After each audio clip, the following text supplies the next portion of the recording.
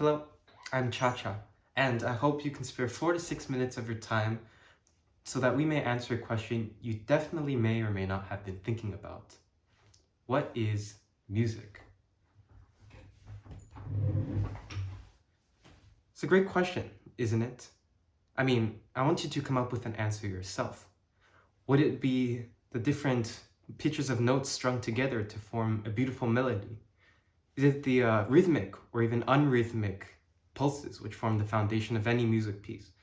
Or is it a blend of tones from different instruments that create a rich sound? Or is it... What is music? Music is an art form and cultural activity that involves organizing sounds in a structured and meaningful way. It is created by combining elements such as melody, rhythm, harmony, and timbre to produce oral experiences that evoke emotions, thoughts, and sensations in listeners. Music is a universal language that transcends culture. This video is going to be split up into 3 parts. What is music? How is music? And why is music? Let's get started.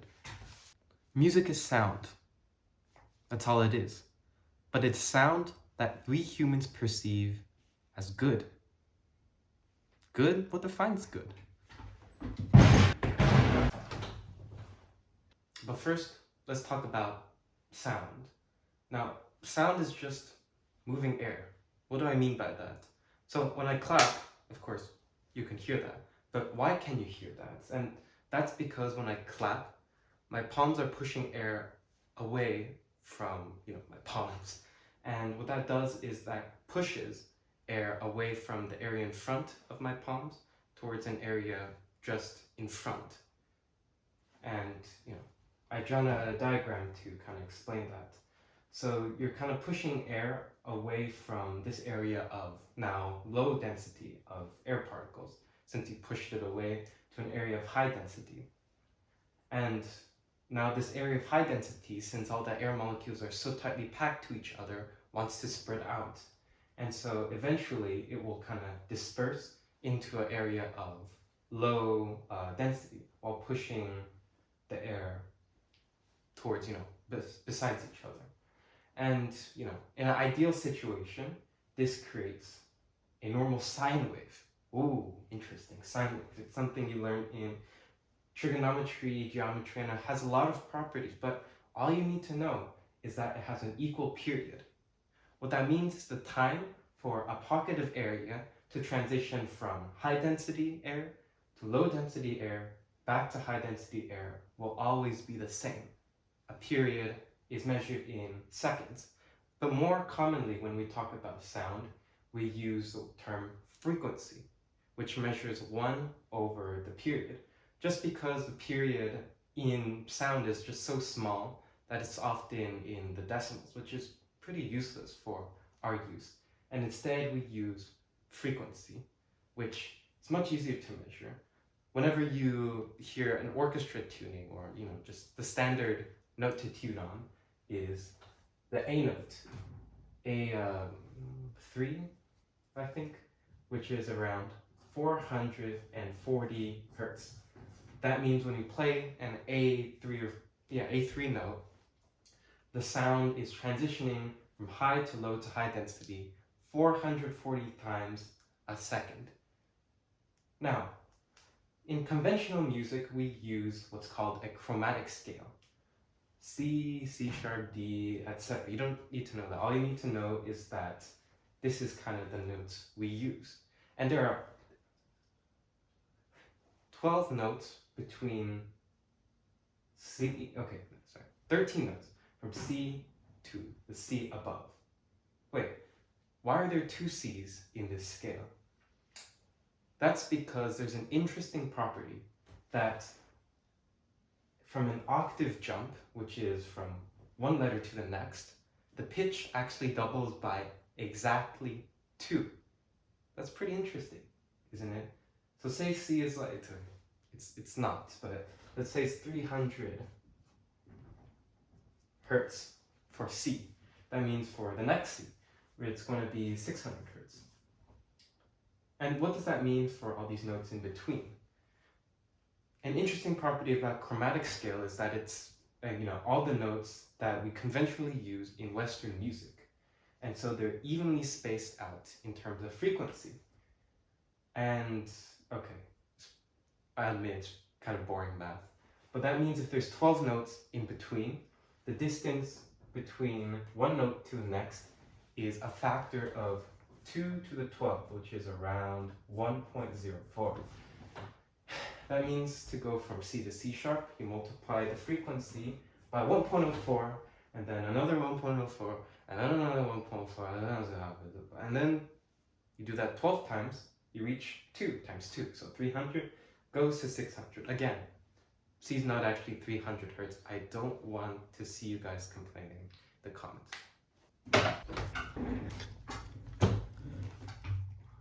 Alright, the next question. How is music? Specifically, how do we hear music? Well, for that I've created a little demonstration just for you. So look here. Oh my god.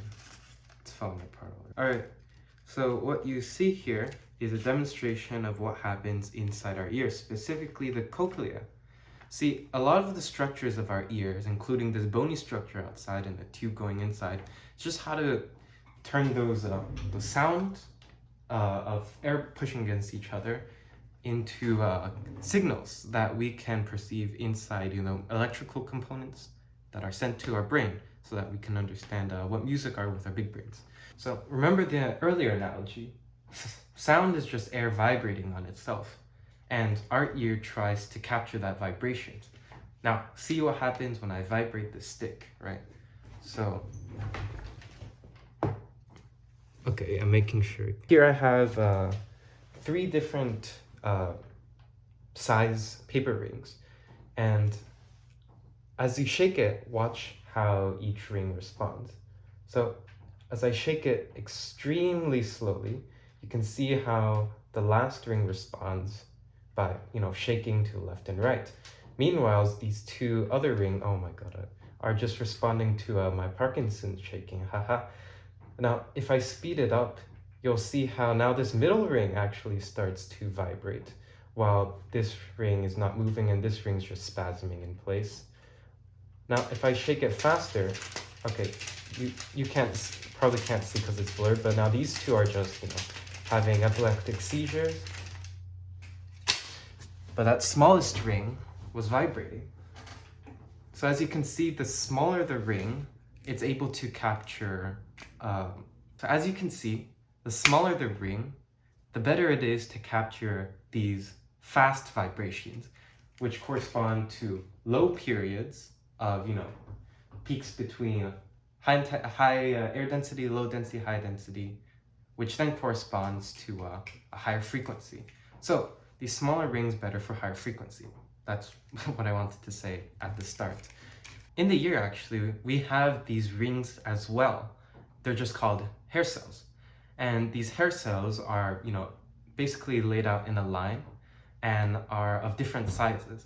That's why when a sound wave comes and has different frequencies, there are different hair cells that are stimulated, just like how when I shook the stick at different frequencies, different rings were vibrating.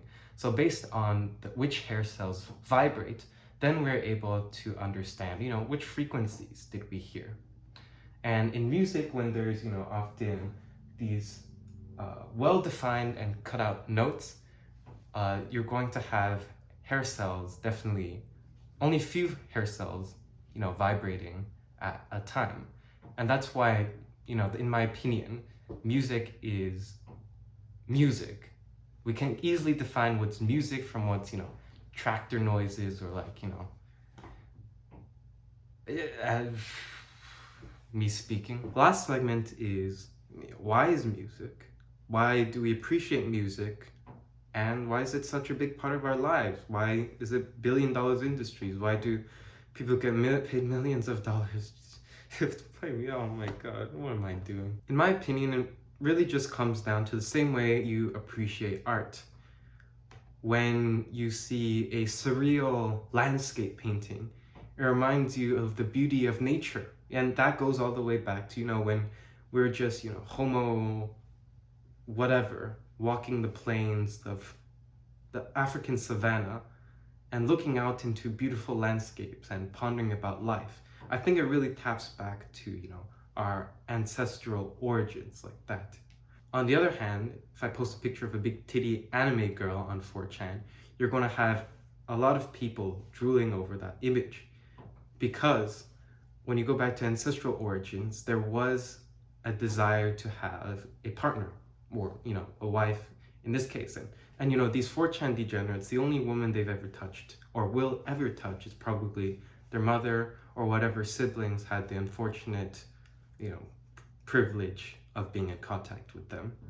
So, in art, there's oftentimes a good reason why we enjoy pieces of art with a coherent subject. We're not talking about modern art, okay? Similarly, sounds were meant to convey, danger and warning when, say, a bush rustled and you're sleeping in the middle of the night and oh shit, there's a predator right behind you about to get your ass. On the other hand, I also think that music can be pleasurable for us. Going back to the 12 notes on a chromatic scale, we have defined these 12 notes that, somehow sound good when put together.